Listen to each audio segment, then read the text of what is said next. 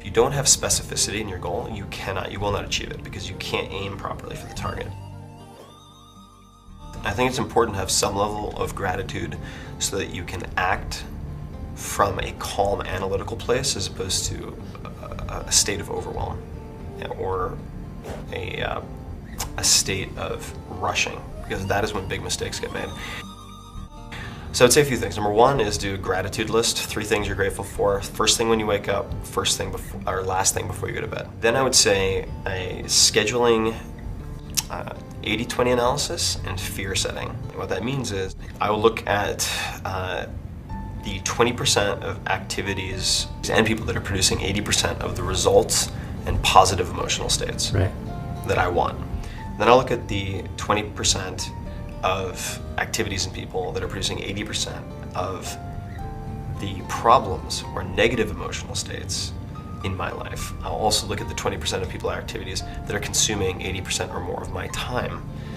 And based on the results of that analysis, I put together a to-do list and a not to-do list. And then I'll circle the 1 or 2 most important force multipliers. The things that if done properly would change everything, and the things that if not done at all would change everything else. That's the 80-20 piece of it. The fear setting piece is looking at why you haven't done the most important to do, or why you haven't stopped doing the most important not to do. Defining your fear very clearly. And it's just like goal setting. If you don't have specificity in your goal, you will not achieve it because you can't aim properly for the target. When you lay things out like that, you realize that most actions, whether it's doing something new or stopping something you're currently doing, have very low risk. Risk to me is the potential for an irreversible negative outcome. That's it. And there are very few things that actually fall in that category. And by doing the 80-20 analysis to choose those few most important items to either do or not do, and then doing the fear setting on a regular basis, you're able to act on the most important things.